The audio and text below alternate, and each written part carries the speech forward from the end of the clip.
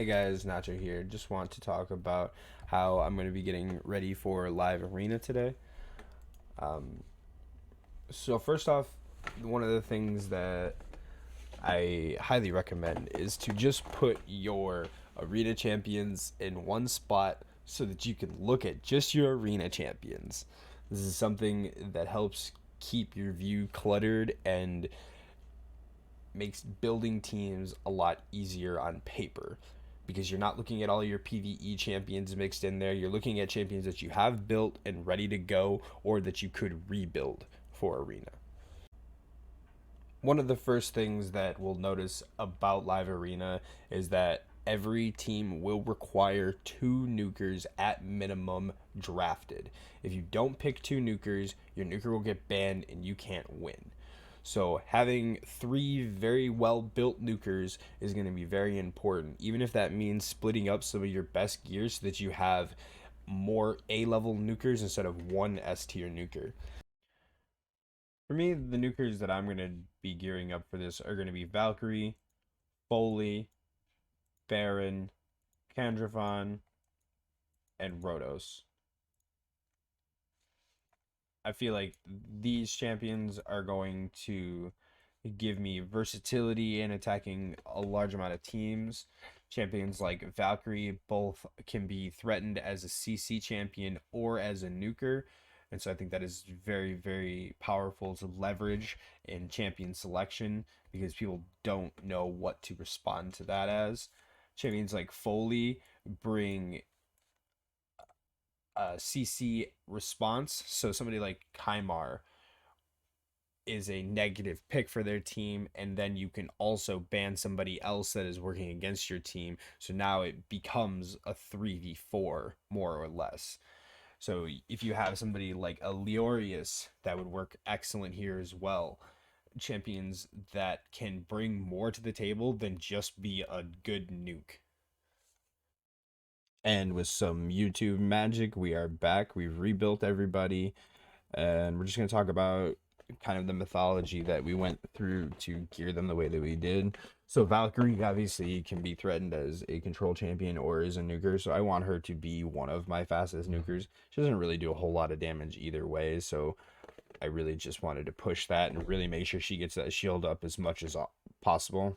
We're usually going to pair her with another nuker anyways, so Foley went with the lethal set on him. Not crazy stats. We need to finish getting some oils for his glove. We got a little more crit damage from the amulet coming, and we got a little more attack from the boot here. A little more glyph room on him as well. So it'll probably be around 7.5k and 280 there. He is mainly just going to be to fight squishy teams, though, so we don't really need him insane. I actually need him kind of on the faster side so that his passive actually gets him a turn before the enemy nuker goes, or generally supports on their team.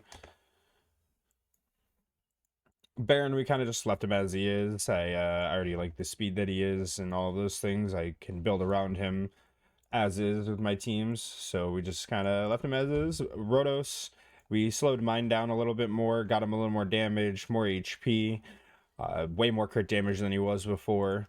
So here's his masteries as well.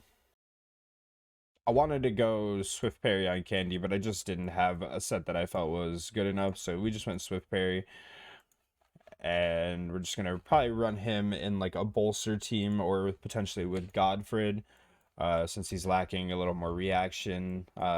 He's probably going to be my fourth pick nuker. He's not going to be up there. I'll have to work around it a little bit. The lack of reaction on him is definitely hurting him. I think I just don't have a ring anywhere for him. Yeah. With high res because I was out of Swift Parry. Python has my Swift Parry set right now.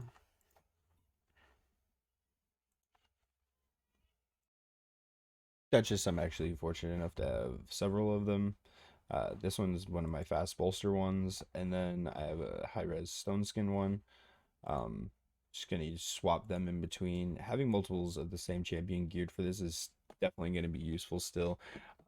depending on when your pick order is, you can pick them later and pick the one that's better for that team rather than just having only one built that you're trying to work around.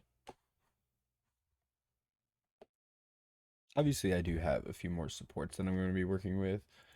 We put Ursuga in bolster, fairly healthy. I want her fast enough to go before my Duchess mainly, and enough to put this decrease attack up and decrease crit damage on the enemy nukers. So she actually is a little bit faster than some people run her. Uh, Goffred, Brass Chad.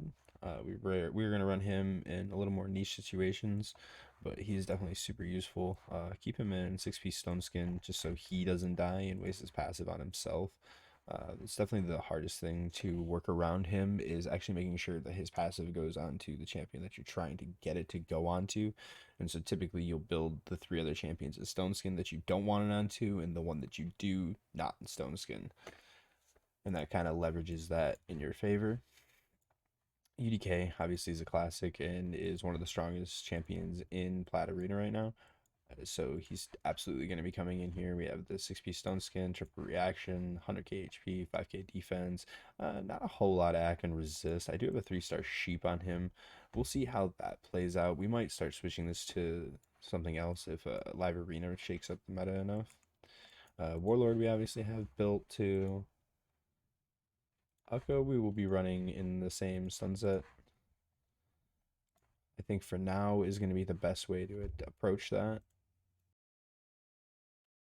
So yeah, there's all the champions that I'm gonna regear for now. Once Live Arena actually hits, I will come up with something to actually attack it. You know, what pick orders could be strong in these positions, what pick orders could not, what selections you have, which you should be leveraging earlier in your pick selection, things of that nature. Once that actually comes out, we'll dive into that a lot deeper. I think now speculating too much on that is gonna cloud your judgment. Thanks for watching, guys. Have a good one.